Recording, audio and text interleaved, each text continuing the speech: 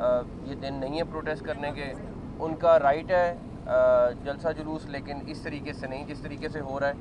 और हर पाकिस्तानी का राइट है, अगर किसी को कोई किसी किस्म का भी इजहार ख्याल करना है तो वो बिल्कुल करे, लेकिन ये तरीक़ेकार बिल्कुल गलत है जो वो कर रहे हैं और इसकी इजाज़त नहीं दे सकते। हमारा 17 तक जो है इस्लामाबाद का सेंसिटिव दिन है।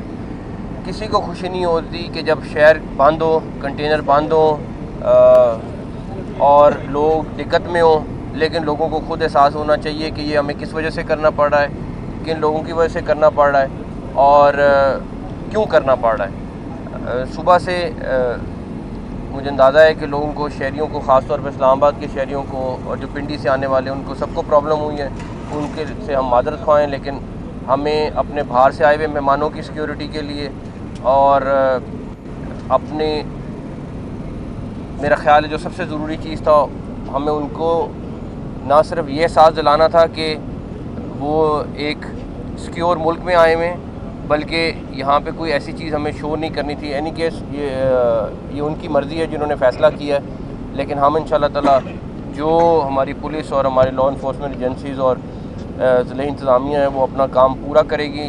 और मैं फिर कहूँगा कि जो लोग भी प्रोटेस्ट का सोच रहे हैं वो एक दफ़ा दोबारा अपनी बात पे गौर करें। सर ये बता दें, नकवी साहब वज़ीर आला केपी ने कहा है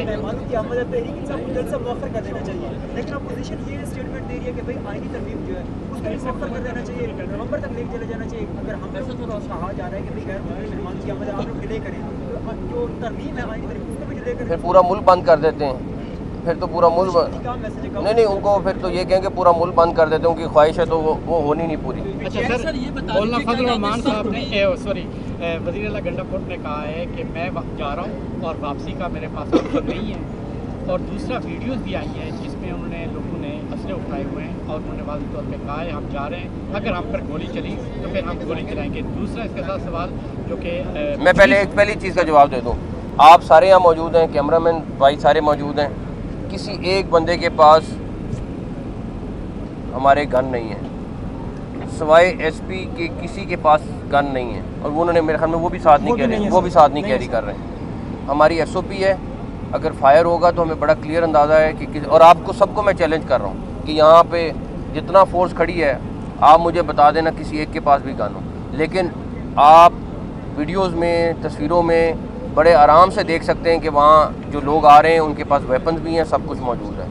लेकिन मुझे उम्मीद है कि वो थोड़े होश के नाखून लेंगे और इस तरह की किसी हरकत में नहीं जाएंगे। आपने ज़ाहिर है सख्त बात भी की और आपने रिक्वेस्ट भी की कि लोग पाकिस्तानी बने, सियासी जमात के कारकुनान न बने। कल से अब तक कोई डेवलपमेंट हुई है, रब्ता हुआ? बिकॉज CM KP कह रहे हैं कि हमारे साथ किसी ने कोई रब्ता नहीं किया।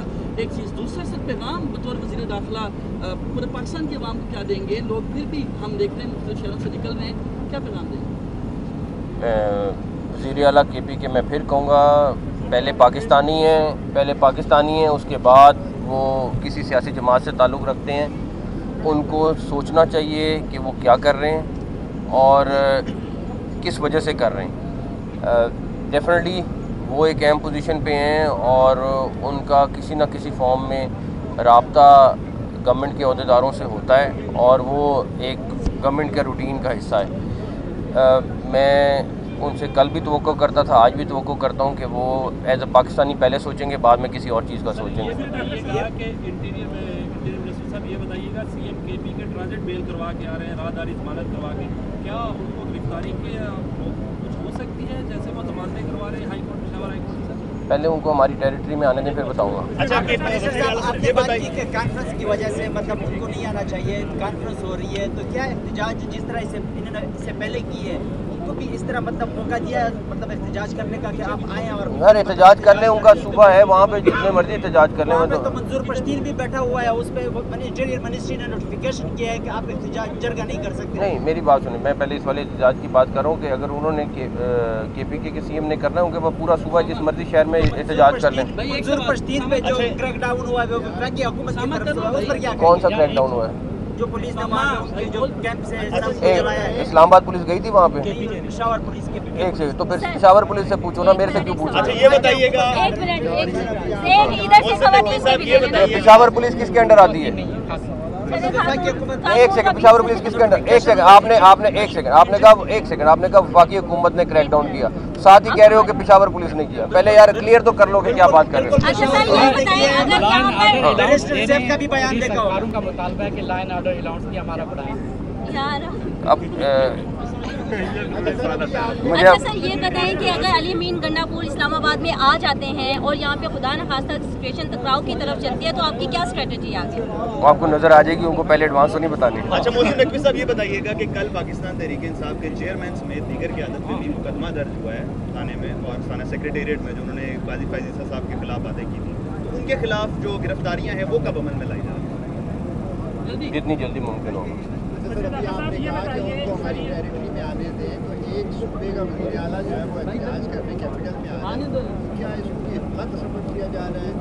बिल्कुल धावा बोला जा रहा है इस्लामाबाद पे। बिल्कुल मैं इसमें बिल्कुल क्लियर हूँ कि अगर वो परमिशन के साथ आ रहे होते तो बिल्कुल जो उनका आईनी तौर पे उनका प्रोटोकॉल बनता है वो होना चाहिए था।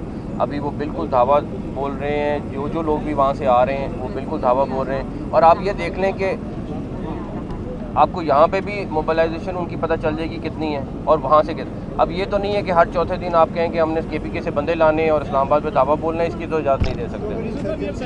वो तो गिरफ्तारी में मिलाई जा सकती है, उनको आने दें यहाँ पे फिर बताते हैं। पहले भी इनकी कॉल्स थी लेकिन मोबाइल फोन सर्विस की बंदिश नहीं हुई, लेकिन इस वक्त मैं आपको बताता हूँ, मैं इस बात पे ख़ुद मुझे बहुत वो है कि लोगों को तंगी होती है। सबसे पहली बात तो लोग हैं, उसके बाद बाकी चीज़ें आती हैं। लेकिन क्योंकि हमारे मेहमान आए हुए हैं, हमारे इस टाइम पे डेलीगेशंस आ रहे हैं, उसके बाद एडवांस टीम्स आ रही हैं जो अपने अपने हेड ऑफ़ स्टेट के लिए पहले पहुंच रही हैं, तो हमें हर सूरत में उनकी सिक्योरिटी को इंश्योर करना है।